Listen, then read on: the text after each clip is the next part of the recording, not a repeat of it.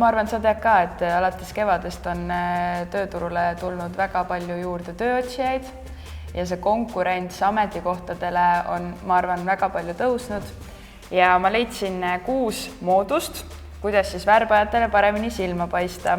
Ma loen sulle nüüd ette, vaatame, mis on sinu kogemus ja mis me nendest arvame, kas see tegelikult päriselt ka aitab. Esimene on uuri ettevõtte kohta, kuhu vestlusele lähed. Jah, enne intervjuud selline kodutöö, eks ole, et kindlasti see annab palju juurde, kui sa tead, kuhu sa lähed, kes on seal bossid, mis nende missioon on, mis nende projektid on, et see annab nii palju juurde, kui sa näitad välja, et sa oled teinud kodutööd ja sa huvitud. No minul pole olnud ühtegi intervjuud, kus mul ei oleks küsitud seda, et mida sa meie kohta tead. Jah, see küsimus on, et mida sa meie kohta tead, aga samas siis ongi nagu natuke tobe öelda, et mitte midagi, et palun rääkige. Et see ei võta tänapäeval üldse ju palju ressurssi, natuke guugeldad, juba saad palju infot teada. Teine on valmista ette küsimused. Millised need küsimused olema peaks siis? Jah, see on tegelikult väga hea, teed selle uurimustöö ära ja siis hakkad mõtlema küsimustele.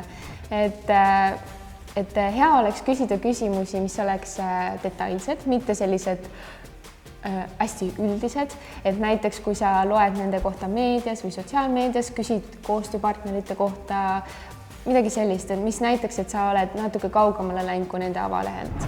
Ja tegelikult ma ütleks ise ikkagi seda, et peab olema valmis küsima ka tasu osas, sest et minu praktika on jällegi näidanud, et kui seda töökuulutuses ei ole ja seda vestlusele küsi, siis sa saad selle alles nii-öelda selle hilisema infoga, aga kui sa ikkagi tahad kohe teada saada, siis sa pead olema valmis seda kuidagi küsima ja teadupärast inimestel on seda alati ebamugav küsida. Ja ma usun, et seda on tegelikult ebamugav küsida ka värbajatel, nii et võib-olla kui sa teed ise otsa lahti, siis on niisugune juba julged tunne.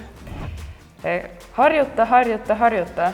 Ja no ikka on ju hea läbi harjutada väike vestlus või küsimused, ma ei tea, võta sõber, võta pereliige, proovi temaga rääkida, kuidas sa nagu tahaksid olla seal vestlusel, et siis on kindlam tunne. Võib-olla näiteks sõber oskab küsida midagi head, mille siis pead vastama. See on jah ka väga hea nipp, et lähedki peegli ette päriselt ja harjutad läbi need jutud. Intervjuu ajal siis tuleks vältida jah-ei vastuseid ja küsimusi. Nojah, lihtne on ju vastata jah ja ei, eks ole. Et see ei anna palju ka värbajale nagu aimdust sinust. Et hea oleks, kui sa räägiksid ja põhjendaksid oma arvamusi. Et ei ütleks lihtsalt, et jah, mulle meeldib ja ei, mulle meeldib. Ole tugev jutuvestja. See läheb võib-olla hästi kokku selle eelmisega, et ära piirdu selle jahi või eiga. Et räägi oma kogemusest, proovi jutu sisse põimida, mis probleemid sinul on näiteks töövaldkonnas tulnud, kuidas sa need oled ületanud, mis sa nendest õppisid, et see näitab, et sa oled ennast analüüsinud, sa oled läbi mõelnud, mis on sinu tugevused, nõrkused ja ma arvan, et see on väga suur pluss. Ja tegelikult ma loodan, ma nüüd mööda ei pane, mina tean ise seda asja, et värbajate eetika justkui ei luba küsida tegelikult eraelulisi küsimusi, kas või hobide kohta, väljaspool töötegevuste kohta, aga tihti inimestel võivad olla need mingid sellise, mille üle nad ise on uhked, ehk siis peaks olema ise valmis nendest kindlasti rääkima, sest et tihti nad justkui ei tohigi küsida neid küsimusi. See näitab, sa oled inimlik, sa oled avatud, sa oled tore kaaslane võib-olla selles kollektiivis. Ja peale intervjuud saada aitäh e-mail? Jah, võib-olla siis saadadki, et aitäh toreda või sisuka kohtumise eest, et näiteks võid mainida midagi, mis sul jäi mainimata ja võib-olla rõhutada, miks sa tahaksid sinna ettevõttesse tulla, et see on selline väike lisa siis asi, mida teha.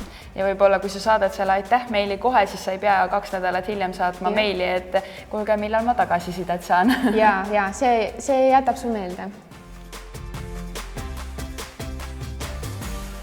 Ole kursis töömaailma teemadega. Kliki telli või subscribe ja näe kõige uuemaid videoid esimesena.